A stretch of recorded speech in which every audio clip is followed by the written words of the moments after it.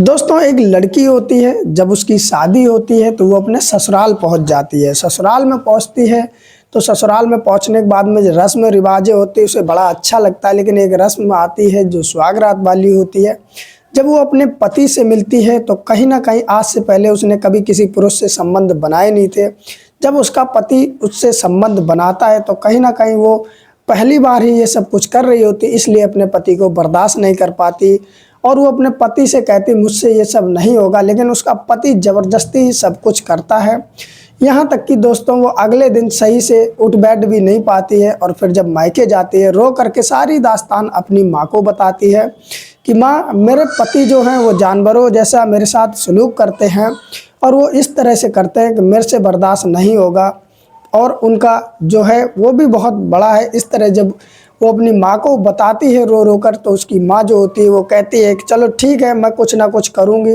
और उसके बाद में दोस्तों अपनी बेटी के सामने तो वो कुछ नहीं, लेकिन बाद में सोचती है कि सच में क्या वो सच में ऐसे मर्द हैं जो मेरी बेटी बर्दाश्त ही नहीं कर पा रही। और कहीं ना कहीं जो उसकी माँ होती है यानी कि अपने ही दामाद के बारे में गलत सोचने लगती है और फिर उसे एक दिन अपने घर बुलाती है और उसके साथ फिर कुछ ऐसा करती है कि दोस्तों कहीं ना कहीं जो इंसानियत है वो भी शर्मसार हो जाती है। दोस्तों आज की कहानी में यही जानेंगे कि लोग अपने स्वार्थ के लिए किस हद तक गिर जाते हैं, रिश्तों को भी नहीं समझते हैं, रिश्तों को तार तार कर देते हैं। और इस कहानी को सुनाने का मतलब किसी की भावनाओं को ठेस पहुंचाना नहीं, बल्कि आप लोग को जागरूक करना है कि आज के ज़माने में क्या क्या हो रहा है। चलते हैं आज की कहानी की तरफ। दोस्तों कहानी शुरू करूं उससे पहले वीडियो को लाइक और चैनल को सब्सक्राइब भी कर लें, जिससे इस तरह की कहानी आप लोगों को मिलती रहे। नमस्कार दोस्तों, मेरा नाम मुरली। तो चलते हैं आज की कहानी की तरफ। दोस्तों आज की कहानी जो है बिहार से है। बिहार का एक छोटा गाँव होता है। अक्सर आपने देखा होगा बिहार में जो छोटे मोटे गाँव होते हैं वहाँ शिक्षा कम होती है और इसी वजह से ऐसे ऐसे कारनामे हो जाते हैं। दोस्तों एक लड़का होता है जिसका नाम ललित होता है। ललित अपने गांव में रह कर के पढ़ाई करता है और पढ़ाई करते करते दोस्तों उसकी जब पढ़ाई मतलब भर वो पढ़ लेता है तो कहीं ना कहीं वो बाहर जाता है और बाहर जाके वहीं पर कामकाज करने लगता है। जब कामकाज करता है वो पैसे कमाने लगता है और धीरे धीरे उसकी जो ललित की उम्र होती है वो भी शादी लायक हो जाती है। जब शादी लायक हो जाती है तो वो अपने घर पे आता, अपने गांव में छोटा मोटा काम खोल लेता है और अपने ही गांव में काम करने लगता है। कहीं ना कहीं जो ललित होता है फालतू के चक्कर में पड़ता नहीं, लड़कीबाजी चक्कर में पड़ता नहीं। शुरुआत में अपनी पढ़ाई करता, उसके बाद जब काम में पड़ जाता अपने काम से मतलब रखता। दोस्तों जब उसके घर वाले देखते हैं कि जो ललित है कहीं ना कहीं अब पैसे भी कमाने लगा और शादी योग हो गया है तो उसकी शादी कर दी जाए। अब दोस्तों होता ऐसा है, ललित के जो माता पिता होते हैं ललित के लिए अच्छी एक लड़की ढूंढने के लिए निकल पड़ते हैं। दोस्तों कई जगह वो लड़की देखते, कहीं तो उन्हें पसंद नहीं आती, कहीं कुछ कमी निकलती, कहीं कुछ कमी निकलती। दोस्तों उनके गांव से मात्र 5 किलोमीटर दूर एक गांव होता है, उसमें एक लड़की मिल जाती है जिसका नाम सीमा होता है। सीमा दिखने में अच्छी होती है और वो बिल्कुल सीधे स्वभाव की होती है, चंचल टाइप की नहीं होती है। जब ललित के माता पिता सीमा से बात करते हैं, देखते हैं तो वो समझ जाते हैं कि सीमा बहुत ज़्यादा सीधे सरल स्वभाव की है, कहीं ना कहीं मेरे बेटे के लिए परफेक्ट है। क्योंकि आजकल की जो चंचल बहुएं आती हैं वो घर में ठिकाना लगने नहीं देती हैं, अलग करा देती, लड़ाई झगड़े करते हैं, इसलिए सीमा उन्हें पसंद आ जाती है। वो भी उनके गांव से मात्र 5 किलोमीटर की दूरी पर गांव था। जब सीमा को पसंद कर लिया जाता है ललित के लिए और फिर सीमा को ललित दिखाया जाता तो ललित भी दिखने में ठीक ठाक था। एक दूसरे को दोनों ही पसंद कर लेते। एक होता है दोस्तों कम दिमाग का व्यक्ति, एक होता है सादा सिंपल। तो सीमा कम दिमाग की नहीं थी पर सादा सिंपल थी, उसे ज़्यादा मेकअप वगैरह करना पसंद नहीं था, चटक मटक नहीं थी, बिल्कुल सादा सरल स्वभाव की थी, बिल्कुल सीधी थी, ना किसी से फालतू बात करनी, ना किसी से ज़्यादा बोलना। दोस्तों अब सीमा का रिश्ता ललित के साथ तय हो जाता और एक तारीख रखी जाती है। उस तारीख को जो सीमा की शादी फिक्स हो जाती है और धीरे धीरे दोस्तों समय आता है, वो तारीख आ जाती है। ललित जो दूल्हा बन करके सीमा के दरवाजे पर पहुंच जाता है और बाकायदा रस्मों रिवाजों के साथ में ललित की सीमा के साथ में शादी होती है। अब जब दोस्तों शादी हो जाती है, सीमा दुल्हन बन करके ललित के घर पे आती है। घर पे आने के बाद में दोस्तों जो रस्म और रिवाज होती हैं वो सब होती हैं और कहीं ना कहीं फिर दोस्तों अगले ही दिन सुहाग रात की रस्म होती है, हर किसी के ज़िंदगी में होती है और लोग बाग बड़ा बेसब्री से इंतज़ार करते हैं। जो ललित होता है वो भी पहले कभी किसी के साथ में कुछ किया नहीं था, तो उसके दोस्त बताते हैं तुम ऐसे करना वैसे करना, यही सब बताते हैं। ललित के मन में भी बहुत ज़्यादा उमंग थी अपनी पत्नी से, सीमा से मिलने की। और दोस्तों वो समय आ जाता है जब सीमा अंदर बैठी कमरे में इंतज़ार कर रही होती है ललित का, और ललित भी पहुंच जाता है लगभग रात के 11 बजे के आसपास, क्योंकि उससे पहले दोस्तों गीत वगैरह हो रहे थे उसके घर में। फिर ललित से कहा जाता है बहू अकेली बैठी अंदर कमरे में जाओ, ललित चला जाता है। जाने के बाद में दोस्तों ललित धीरे धीरे बात शुरू कर देता है। बात जब चालू होती है तो कहीं ना कहीं बातें दोस्तों धीरे धीरे छेड़खानी में बदल जाती हैं, और उसके बाद में फिर दोस्तों ललित जो होता है अपनी पत्नी सीमा के साथ में वो सब करने लगता है जो पति पत्नी के बीच में होता है। लेकिन दोस्तों सीमा जो होती है आज से पहले कभी किसी से मिली नहीं होती, कभी किसी के साथ में कुछ किया नहीं होता, क्योंकि वो सीधे स्वभाव की थी। और जो ललित होता है उसके भी दिल में उमंग थी, उसने भी पहले कभी किसी के साथ कुछ किया नहीं था जो उसे एक्सपीरियंस हो।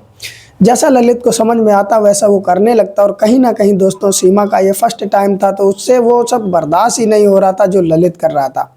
सीमा कहती है कि रुक जाओ मुझसे नहीं हो रहा, लेकिन दोस्तों ललित के दोस्तों ने भी कह रखा था कि लड़कियां तो अक्सर मना ही करती रहती हैं, तुम जी भर के लगे रहना और तुम अपने आप को प्रूफ करके दिखाना कि तुम सच्चे मर्द हो। और यही भूल ललित करता है, वो सब कुछ करता रहता, सीमा मना करती रहती, कहीं ना कहीं उसके आंसू भी आ जाते, लेकिन ललित नहीं रुकता। दोस्त पूरी रात वो सब कुछ करता रहता और जैसे उसके मन में आता वैसे करता रहता, और कहीं ना कहीं सीमा इस चीज़ से तंग हो जाती। उसको जो कहते हैं कि आनंद आना चाहिए, आनंद की जगह उसे पीड़ा होती है, वो बहुत ज़्यादा परेशान हो जाती है। और परेशान होने के बाद में वो मना करती रहती, लेकिन ललित कहाँ मानने वाला था, और सीमा को वो मजबूरी में वो सब करना पड़ता है। दोस्तों धीरे धीरे रात गुजर जाती है, अगला दिन होता है, फिर ललित पास आने को होता है। सीमा स्पष्ट तौर पर कह देती है कि मेरे से ये सब नहीं होगा, और वो अपनी माँ को फ़ोन मिलाती है, और फ़ोन मिला के माँ से कहती मुझे कब लिवाने आओगी। तो उसकी माँ जो होती है कहती ठीक है मैं कल तुम्हें लिवा जाऊँगी। और दोस्तों जो चौथी चलती है, बोला जाता है, हो सकता है आपके यहाँ कुछ और बोला जाता हो, उस चौथी चलाने के लिए उसके माता पिता आते हैं और सीमा को अपने साथ मायके लिवा जाते हैं। मायके लिवा जाने के बाद में दोस्तों उसकी माँ जो होती है जब सीमा का मुंह देखती है तो कहती तुम इतनी उदास क्यों हो। तो सीमा रो करके अपनी माँ को सारा हाल बताती, कहती माँ जो मेरा पति है वो इंसान नहीं राक्षस है, उसने इस तरीके से मेरे साथ ऐसा किया है, मुझसे बर्दाश्त नहीं हुआ, और कहीं ना कहीं जो उसका है पार्ट वो भी बहुत बड़ा है, मेरे बस की नहीं ये सब कुछ करना। जब इतनी बात अपनी माँ को बताती है और कहती है कि मैं दोबारा नहीं जाऊंगी, वो ऐसा काम करता है। उसके बाद में दोस्तों जब उसकी माँ ये सब कुछ सुनती है तो कहीं ना कहीं अपनी बेटी को तसल्ली दिलाती है कि देखो कुछ ना कुछ मैं करूँगी और मैं समझा दूंगी दामाद को कि ऐसे वो ना करें। और दोस्तों उसके बाद में सीमा अपने कमरे में चली जाती है। सीमा की एक बेस्ट फ्रेंड होती है जिसका नाम दोस्तों ललिता होता है। ललिता से वो दिल खोल के हर तरीके की बात कर लेती थी। जब वो ललिता के पास में जाती है, ललिता को बताती है, तो ललिता उसे समझाती है कि सीमा तू बहुत ज़्यादा सीधी है। दरअसल शादी जब होती है तो हर किसी पति की यही ख्वाहिश होती, पत्नी की यही ख्वाहिश होती, और तुमने पहली बार किया इसलिए तुम्हें तकलीफ़ हो रही होगी, लेकिन आगे जब तुम करोगी तो आनंद आएगा, और कहीं ना कहीं यही आनंद तुम्हारा ज़िंदगी का सुख बन जाएगा। तुम अपने पति के साथ में ज़रूर रहना, ऐसा मत करना। लेकिन सीमा कहती मुझसे ये सब नहीं होगा, मैं नहीं जाऊँगी अपने पति के साथ में। दोस्तों समय दोस्तों धीरे धीरे गुजरता है। अब कहीं ना कहीं जो सीमा की माँ होती है जिसका नाम कलावती होता है, कलावती जो होती है जब अपनी बेटी की बात बार बार सोचती है तो उसके मन में कहीं ना कहीं एक लालच आ जाता है। वो सुनती है कि मेरा दामाद इतना बड़ा मर्द है जिसका नाम ललित था, तो कहती कहीं ना कहीं अगर ये मुझे मिल जाए तो मेरे दिल के अरमान खिल जाएंगे, क्योंकि जो सीमा के पिताजी थे उनकी उम्र ज़्यादा थी और जो उसकी माँ थी उसकी उम्र कम थी। तो कहीं ना कहीं अभी कलावती भी एक तरह से जवान थी, 38 साल कोई ज़्यादा नहीं होते, 38 साल के आसपास की थी। और उसके जो सीमा के पिताजी थे वो लगभग 45-50 के समथिंग होंगे। वो दिल की हसरत अब सीमा की माँ की पूरी नहीं होती, तो कहीं ना कहीं उसे सीमा बताकर गलती कर देती है, और उसकी माँ कलावती सोचने लगती है कि कब दामाद आए। दोस्तों कलावती अपने दामाद पर फ़ोन करती है और कहती है मुझे अकेले में तुमसे कुछ बात करनी है। और उसके बाद में तुम मेरे यहाँ आना, मुझे बात करनी है। दोस्तों जो ललित होता है वो कहता है कि कुछ समय बाद हम पूरा परिवार ही तुम्हारी बेटी की विदा कराने आएंगे, तब आ जाएंगे। लेकिन कहीं ना कहीं जो कलावती होती है वो कहती मुझे अकेले में 2 मिनट तुमसे बात करनी है। अब दोस्तों जो ललित होता है वो कहीं ना कहीं अपनी सास से मिलने के लिए चल देता और अपनी ससुराल में पहुंचता है। तो दोस्तों कोई देख न ले इसलिए दिन डूबने के बाद जाता है। ससुराल ज़्यादा दूर होती नहीं, मात्र 5 किलोमीटर का दूरी होती है। ललित पहुंच जाता है तो सास जो होती है चुपके से ललित को घर में घुसेड़ लेती है और घर वालों को भी पता नहीं होता कि दरअसल कौन आया, और कमरे में बैठ जाते। फिर ललित कहता है कि आखिरकार तुमने क्यों बुलाया। उसकी जो सास होती है वो कहती है कि दरअसल मेरी बेटी ने ये सब कुछ जो तुमने किया उसके साथ में वो उसने बताया, और वो कह रही कि मुझसे ये सब बर्दाश्त नहीं होता। तो ललित कहता हाँ मुझसे भी यही कह रही थी, लेकिन लड़कियां तो मना करती हैं। उसके बाद में जो सास होती है वो कहती है क्या तुम सामान्य रूप से ठीक हो या तुम्हारे अंदर कोई कमी है। तो उसके बाद में ललित जो होता है वो कहता नहीं मैं समान रूप से ठीक हूँ, मेरे अंदर कोई कमी नहीं है।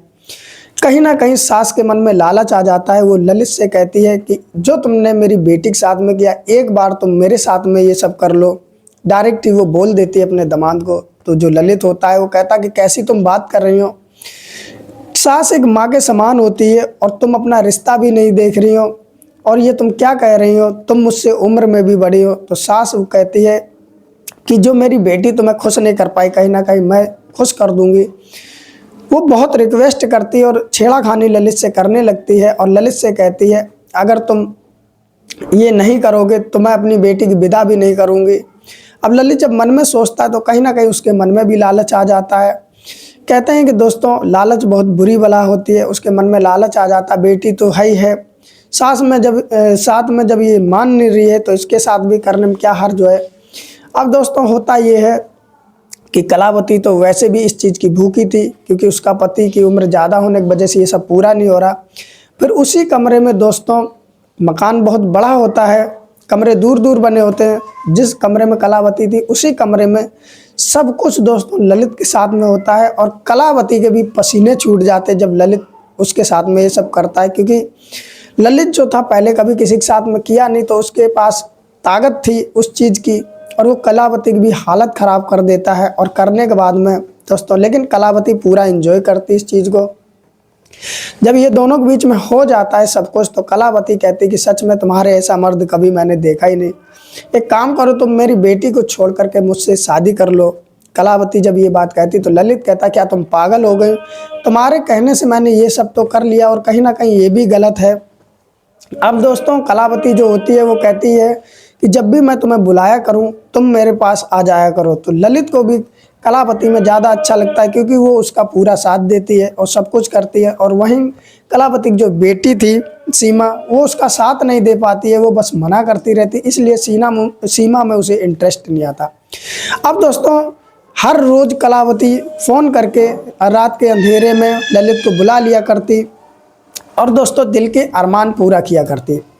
एक दिन ऐसा होता है कि जो सीमा होती है रात के समय जब उठती है पानी पीने के लिए, तो उसे अपनी माँ के कमरे से आवाज़ें आ रही थी, और जो सीमा के पिताजी होते हैं वो बाहर रहकर काम किया करते थे।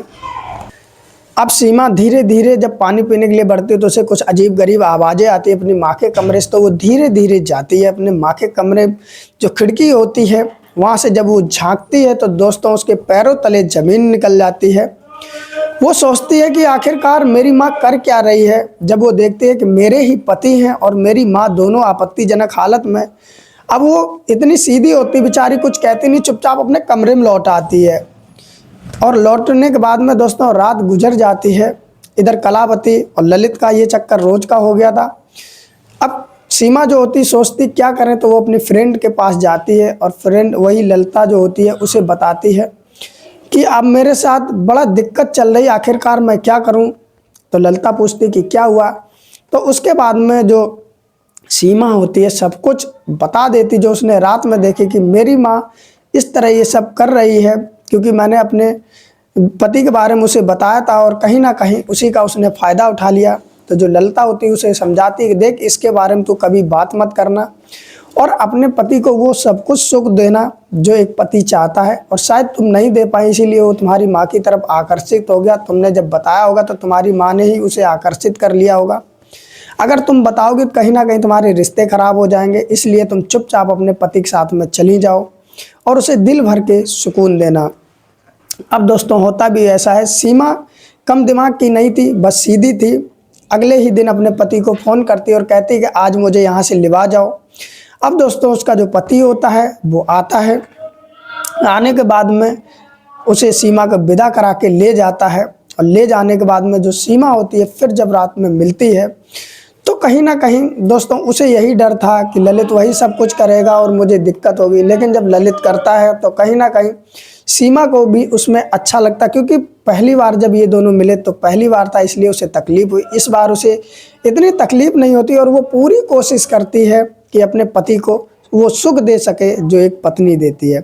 धीरे धीरे दोस्तों दोनों की ज़िंदगी आनंदमय हो जाती है। उसके बाद में सीमा अपने पति से कहती है कि आज के बाद मैं बस यही चाहती हूँ तुम मायके मेरे इजाज़त के बिना नहीं जाओगे और मेरे ही साथ जाओगे। कहीं ना कहीं जो ललित होता है वो समझ जाता है कि कहीं ना कहीं इसने कुछ देख लिया है। चोर के सामने थोड़ी सी भी बात करो तो उसे डर लगने लगता है। यही काम ललित के साथ होता है। ललित कहता ऐसा तुम क्यों कह रहे हो, तो सीमा कहती है कि मेरी माँ ठीक नहीं है, उसकी नीयत ठीक नहीं, इसलिए तुम अकेले नहीं जाओगे, और अगर अकेले जाओगे और कुछ गलत मैंने देख लिया तो मैं ज़िंदगी में तुम्हारे साथ कभी नहीं रहूँगी। तो ललित भी कहीं ना कहीं समझ जाता है कि कहीं ना कहीं कुछ इसने देख लिया और मैं नहीं चाहता कि मेरी पत्नी इतनी सीधी है, सुंदर है, कुछ गलत हो। वो सोचता जो हुआ सो हुआ, लेकिन आज के बाद ऐसा नहीं होगा। अब दोस्तों इधर कलावती फ़ोन करती ललित के पास में शाम को कि आ जाओ, तो ललित कहता है कि देखो जो हो गया सो हो गया, कहीं ना कहीं ये बहुत ज़्यादा गलत है, ऐसी चीज़ें छुपती नहीं, मैं ये अब नहीं कर सकता। और दोस्तों उसके बाद में ललित फिर दोबारा ससुराल कभी अकेले जाता ही नहीं। वो जाता था अपनी पत्नी के साथ में तो सुबह गया और शाम को लौट आता था, और दोस्तों जो उसने किया वो भी अपने करे पे पछता रहा था। लेकिन दोस्तों ऐसी सीमा की जैसी माँ थी, उनके लिए दो शब्द जरूर बनते हैं। जो भी आपकी राय हो वो कमेंट में ज़रूर लिखें। क्या दोस्तों कभी भी किसी की मजबूरी का फ़ायदा उठाना चाहिए या नहीं उठाना चाहिए? फ़िलहाल दोस्तों अब सीमा ललित अपनी ज़िंदगी में खुश है, और ललित ने जो किया उसका गलती का पछतावा तो उसे रहेगा। लेकिन दोस्तों सीमा की माँ आज भी चाहती है कि ललित उससे मिले। तो ये रही आज की कहानी। दोस्तों कहानी कैसी लगी हमें कमेंट करके ज़रूर बताना। जो भी आपकी राय हो हमें बताना, और वीडियो को लाइक भी कर देना। दोस्तों चैनल को सब्सक्राइब कर लें जो इस तरह की कहानी आपको सुनाता रहूँ मैं। इस कहानी को सुनाने का मतलब किसी की भावनाओं को ठेस पहुंचाना नहीं, बल्कि आप लोगों को जागरूक करना है कि आज के समय में दोस्तों किस किस प्रकार की महिलाएं भी हैं। कुछ ऐसी महिलाएं हैं जो ना तो रिश्ते देखती, ना ही ये देखती हैं कि क्या उम्र है, बस उन्हें अपनी जो शरीर की भूख होती है उसे पूरा करने के लिए कोई भी मिल जाए तो उसे चलता है, बस उनकी ज़रूरत पूरी होनी चाहिए। तो आज की रही दोस्तों कहानी। जो भी राय हो कमेंट ज़रूर करना, और ज़्यादा से ज़्यादा शेयर करना इस वीडियो को, जिससे और लोगों को भी पता चले कि इंसान आज के समय में कितना नीचे गिर सकता है। तो फिर मिलते हैं किसी और कहानी के साथ, तब तक अपना ख्याल रखिए, अपनों का ख्याल रखिए। नमस्कार।